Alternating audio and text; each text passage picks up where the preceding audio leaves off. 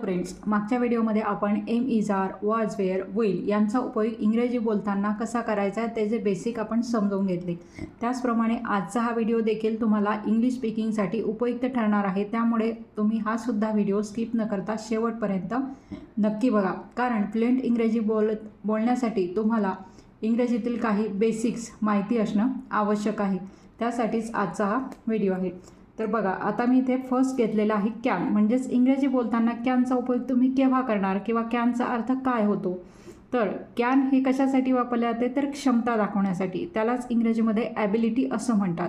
मग आता क्षमता, आपली क्षमता दाखवण्यासाठी किंवा इतरांची क्षमता जर आपल्याला सांगायची असेल तर त्यावेळेस तुम्ही इंग्रजी बोलताना कॅनचा उपयोग करू शकता. आता कॅनचा अर्थ मराठीमध्ये काय होतो, तर शकणे किंवा शकतो, शकते किंवा शकतात असा कॅनचा मराठीमधून अर्थ होतो. मग आता कॅनचा उपयोग कोणकोणत्या कर्त्यांसोबत आपण करू शकतो, तर सर्व कर्त्यांसोबत तुम्ही कॅन वापरू शकतात. त्यासाठी आता इथे मी खाली बघा काही मराठीतील सेंटेन्सेस घेतलेली आहेत, त्याचे आपण कॅनचा उपयोग करून इंग्रजीत ट्रान्सलेशन करणार. तर आता इथे बघा, मी इथे फर्स्ट सेंटेन्स घेतलेला आहे, ती गाडी चालवू शकते. म्हणजेच इथे तिची ॲबिलिटी, तिची क्षमता दाखवलेली आहे की ती गाडी चालवू शकते. म्हणजेच हे वाक्य इंग्रजीत कसं येणार आहे, शी कॅन, गाडी चालवणे, त्यासाठी आपण ड्राईव्ह हा शब्द वापरतो. She can drive a car असं तुम्ही म्हणू शकता. किंवा कारऐवजी तुम्ही इथे दुसरं काही व्हेकल पण इंग्रजी बोलताना वापरू शकता. शी कॅन ड्राईव्ह अ कार, ती गाडी चालवू शकते. इथे ॲबिलिटी दाखवलेली आहे. त्याचप्रमाणे मी पोहू शकतो. म्हणजेच इथे पोहण्याची तुमची क्षमता तुम्ही सांगत आहात. म्हणजेच हे वाक्य असं येणार आहे की आय कॅन स्विम. पोहणे त्यालाच इंग्रजीमध्ये काय म्हणतात, स्विम असं म्हणतात. म्हणून आपण इथे काय घेणार आहोत, आय कॅन स्विम, मी पोहू शकतो. त्याचप्रमाणे आता हे ॲफर्मेटिव्ह सेंटेन्सेस झाली, म्हणजेच होकारार्थी वाक्ये. आता नकारार्थी वाक्य जर तुम्हाला बनवायची असली किंवा नकारार्थी वाक्य तुम्हाला इंग्रजीत बोलायची असली तर ती कशी येणार. इथे बघा, मी एक नकारार्थी वाक्य घेतलेलं आहे, मी आज येऊ शकत नाही. शकत नाही म्हणजेच हे नकारार्थी वाक्य आहे. मग आता तुम्हाला फक्त इथे काय करायचं आहे, मीसाठी तर तुम्ही आय वापरणारच आहात. त्यानंतर कॅन नॉट, म्हणजेच कॅनच्या नंतर तुम्हाला नॉटचा उपयोग करायचा आहे, कारण इथे नकारार्थी वाक्य आहे. मग आय कॅनॉट म्हणण्याऐवजी तुम्ही संक्षिप्तमध्ये आय कांट असं म्हणू शकता. स्पोकन इंग्लिशमध्ये शक्यतो आय कांट असंच तुम्ही बोलायचं आहे. म्हणजेच हे सेंटेन्स आता कसं येणार आहे, आय कांट, त्याच्यानंतर तुम्हाला वर्ब घ्यायचं असते, येणे म्हणजेच कम. आय कांट कम, मी येऊ शकत नाही आज, म्हणून आपण इथे घेणार आहोत टुडे. बघा, आय कांट कम टुडे, मी आज येऊ शकत नाही. अशा प्रकारे मग तुम्ही निगेटिव्ह सेंटेन्ससुद्धा इंग्रजीतून बोलू शकता.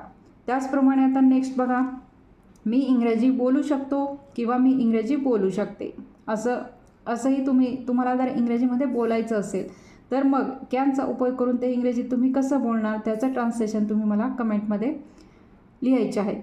ते ट्रान्सलेशन मी तुमच्या तिथे चेक करणार आहे.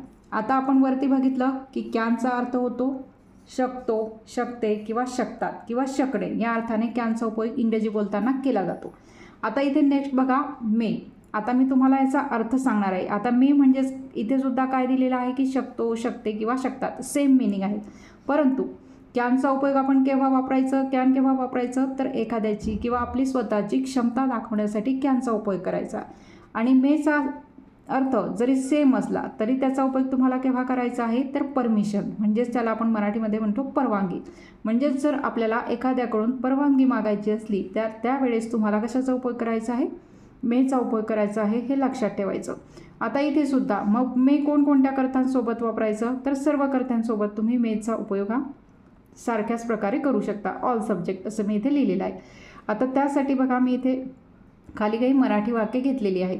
आता फॉर एक्झाम्पल, आता तुम्हाला मी तुमचा फोन वापरू शकतो का, म्हणजे तुम्ही इथे काय करत आहात की एक प्रकारे परमिशन मागत आहात, परवानगी मागत आहात. मग आता इथे कॅनचा उपयोग केला तर ते चुकीचं होईल, म्हणजे तेवढं योग्य वाटणार नाही. मग म्हणून तुम्ही इथे कशाचा उपयोग करायचा आहे, तर मेचा उपयोग करून तुम्ही हे वाक्य इंग्रजीत बोलायचं आहे. म्हणजेच इथे सुरुवातीला हा क्वेश्चन आहे, त्याच्यामुळे तुम्हाला वापरावं लागणार आहे मे. त्यानंतर तुम्हाला घ्यायचं आहे सब्जेक्ट, मे आय. त्यानंतर यूज, वापरू शकतो का, म्हणून इथे तुम्हाला घ्यायचं आहे यूज, म्हणजेच वापरणे. मे आय यूज तुमचा फोन, म्हणजेच युअर. आता फोन म्हणजेच तुम्ही फोन पण म्हणू शकता किंवा इथे मोबाईल पण म्हणू शकता. सहसा फोन म्हणजेच मोबाईलच आपण म्हणत असतो. अशा प्रकारे मेचा उपयोग तुम्ही परमिशन मागण्यासाठी करायचा आहे. त्यानंतर आता मी आता जाऊ का, इथे सुद्धा परमिशनच मागितलेली आहे, म्हणून इथे सुद्धा तुम्हाला कशाचा उपयोग करायचा आहे तर मेचा. मे आय जाणे. आता इथे लिव्ह नाऊ असं तुम्हाला घ्यायचं आहे. आत्तासाठी तुम्ही वापरणार आहात now. May I leave now, मी आता जाऊ का, किंवा मे आय गो नाऊपेक्षा मे आय लिव्ह नाऊ हे जास्त योग्य आहे, म्हणून मी इथे लिव्हचा वापर केलेला आहे. मे आय लिव्ह नाऊ. त्यानंतर आता नेक्स्ट बघा, मी तुमची मदत करू का.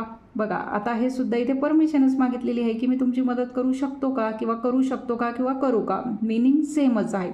मग आता इथे सुद्धा कॅनचा वापर न करता मेचा उपयोग केला तर ते जास्त योग्य आहे, म्हणून आपण इथे उपयोग करणार आहोत मेचा. मे आय हेल्प यू. बघा अशा प्रकारे हे सेंटेन्स मग इंग्रजीमध्ये येणार आहे. म्हणजे तुम्ही एक गोष्ट लक्षात ठेवायची, जरी कॅन आणि मे याचं मिनिंग शकतो, शकते, शकतात असं जरी असलं तरी कॅनचा उपयोग ही ॲबिलिटी दाखवण्यासाठी वापरायचं आणि मेचा उपयोग हा परमिशन म्हणजेच परवानगी मागण्यासाठी तुम्हाला इंग्रजी बोलताना करायचं आहे. आता नेक्स्ट बघा, आपण कॅन बघितलं. आता कॅन बी. कॅन बीचं मिनिंग मराठीमध्ये काय होतं, अर्थ काय होतो तर असू शकते किंवा असू शकतो किंवा असू शकतात. म्हणजेच काय की एखाद्या गोष्टीची जर शक्यता तुम्हाला सांगायची असली, आता असू शकते म्हणजे त्यावरून आपल्याला असं दिसे या दोनच शब्दांमधून की इथे शक्यता सांगितलेली आहे की असं असू शकते. अशा प्रकारे म्हणजेच एखाद्या गोष्टीची शक्यता सांगायची असली किंवा एखाद्या परिस्थितीविषयी तुम्हाला जर शक्यता सांगायची असली तर त्यावेळेस तुम्हाला कशाचा उपयोग करायचा आहे तर कॅन बीचा उपयोग हा तुम्हाला करायचा आहे. त्यासाठी मी इथे काही मराठीतून सेंटेन्सेस घेतलेले आहे, त्यावरून तुम्हाला ते जास्त क्लिअर होईल की असू शकते म्हणजेच नेमकं काय. जसं बघा इथे दिलेलं आहे मी की तो घरी असू शकतो, म्हणजे इथेच काय सांगितलेलं आहे ते कन्फर्म सांगितलेलं आहे का की तो घरी असणारच नाही, तर इथे असू शकतो म्हणजे इथे शक्यता सांगितलेली आहे की बहुतेक तो घरी असू शकतो, म्हणून आपण इथे काय वापरणार आहोत कॅन बीचा उपयोग करणार आहोत. तोसाठी आपण इथे वापरणार आहोत ही. नंतर तुम्हाला त्यानंतर लगेच घ्यायचं आहे कॅन बी म्हणजे तो असू शकतो. कुठे असू शकतो, घरी, म्हणून आपण इथे घेणार आहोत he can be at home. अशा प्रकारे हे सेंटेन्स मग इंग्रजीत येणार आहे. म्हणजे त्यानंतर आता नेक्स्ट बघा, ते महाग असू शकते. बघा एखादी वस्तू आपण पाहिली तर ते पाहिल्यावर आपल्याला लगेच कळते की हिची किंमत काय असू शकते. मग आपण काय म्हणतो की हे महाग असू शकते, ह्याची किंमत फार असेल. मग त्यावेळेससुद्धा तुम्हाला कशाचा उपयोग करायचा आहे कॅन बीचा. म्हणून आता इथे हे सेंटेन्स मग इंग्रजीमध्ये कसं येणार आहे, इट कॅन बी महाग. त्यासाठी आपण इंग्रजीमध्ये एक्सपेन्सिव्ह हा शब्द वापरत असतो, म्हणून आपण इथे घेणार आहोत इट कॅन बी एक्सपेन्सिव्ह, हे महाग असू शकते. आता नेक्स्ट बघा, त्याला फसवले जाऊ शकते. बघा म्हणजे एखाद्या परिस्थितीविषयी जर तुम्हाला सांगायची असली, शक्यता सांगायची असली, आपण एखाद्याचं बघतो काहीतरी त्याचं काम झालेलं असेल किंवा तो काम करत असेल एखाद्याकडून, तर आपण काय म्हणतो की त्याला फसवलं जाऊ शकते, तो काही बरोबर व्यक्ती नाही, तो फसवला जाऊ शकतो. म्हणजे इथे सुद्धा शक्यता सांगितलेली आहे. मग अशा वेळेससुद्धा तुम्ही कॅन बीचा उपयोग करून हे वाक्य बोलू शकता. जसं त्याला म्हणजेच ही कॅन बी फसवणे, यासाठी आपण वापरतो चीटेड. फसवले जाऊ शकते म्हणून आपण काय घेतलं आहे ही कॅन बी चीटेड, त्याला फसवले जाऊ शकते. त्यानंतर आता नेक्स्ट बघा कुड. आता कुड हे काय आहे, कॅनचा पास्ट टेन्स किंवा कॅनची भूतकाळी रूप कुड आहे. मग आता कुड याचा अर्थ काय होतो मराठीत, शकत होतो किंवा शकत होते. म्हणजे एखादी गोष्ट तुम्ही आधी करू शकत होता, तुमची ॲबिलिटी होती तशी, पण आता ती नाही आहे. हे जेव्हा तुम्हाला इंग्रजीत सांगायचे असते तेव्हा तुम्ही कशाचा उपयोग करत असता, कुड. किंवा एखाद्याची क्षमता की तो आधी असं करू शकत होता पण आता वय झालं त्यामुळे आता तो ते करू शकत नाही, म्हणजे त्याचीसुद्धा दुसऱ्याची सुद्धा ॲबिलिटी जर तुम्हाला सांगायची असले तर त्यावेळेला तुम्ही कुडचा वापर हा करायचा आहे. मग आता त्यासाठी बघा इथे मराठीत वाक्य घेतलेली आहेत. मी वेगाने धावू शकत होतो, म्हणजे आधी मी वेगाने धावू शकत होतो पण आता तेव्हा इतकं आता मला ती ॲबिलिटी नाही आहे, म्हणून आपण इथे कशाचा उपयोग करणार आहोत कुडचा. मग आता हे सेंटेन्स इंग्रजीत कसं येणार आहे, आय नंतर सब्जेक्ट नंतर तुम्हाला काय घ्यायचं आहे आय कुड रन फास्ट. बघा म्हणजे मी खूप जोराने धावू शकत होतो, खूप वेगाने धावू शकत होतो. I could run fast. त्यानंतर मी हे करू शकलो नाही. बघा, करू शकलो नाही.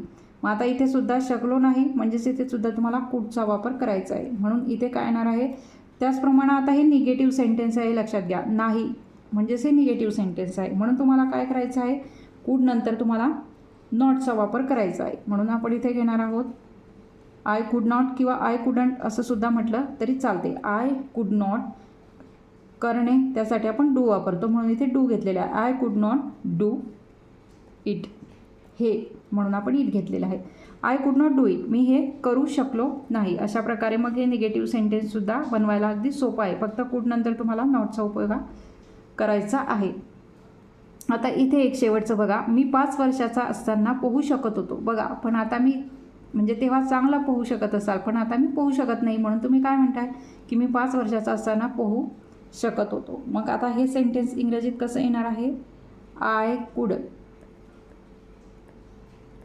स्विम, पोहणे, त्यासाठी आपण इंग्रजीत आय कुड स्विम, मी पोहू शकत होतो म्हणून इथे कुडचा वापर हा केलेला आहे. केव्हा, व्हेन आय वॉज 5 किंवा आय वॉज 5 years old असं सुद्धा तुम्ही म्हणू शकता. I could swim when I was 5 अशा प्रकारे मग हे सेंटेन्स इथे इंग्रजीमध्ये येणार आहे. तर तुमच्या एक गोष्ट इथे लक्षात आलेली असेल की आपण कॅन, मे, कुड किंवा कॅन बी यांचा उपयोग करताना आपण फक्त क्रियापदाचं पहिलं रूपच वापरलेलं आहे, लक्षात ठेवायचं. तर अशा प्रकारे आजच्या व्हिडिओमध्ये देखील तुम्हाला फ्लुएंट इंग्रजी जर बोलायचं असेल तर त्यासाठी काही बेसिक माहिती असणं गरजेचं आहे. तेच आपण आजच्या व्हिडिओमध्ये समजून घेतलेले आहे. तेव्हा आजचा हा व्हिडिओसुद्धा मला कसा वाटला ते सुद्धा कमेंट करून नक्की सांगा. आणि व्हिडिओ जर आवडला असेल तर व्हिडिओला नक्कीच लाईक करा, हाईप करा. आणि जर तुम्ही या चॅनलवर नवीन असाल तर चॅनलला सबस्क्राईब देखील करा. थँक्यू.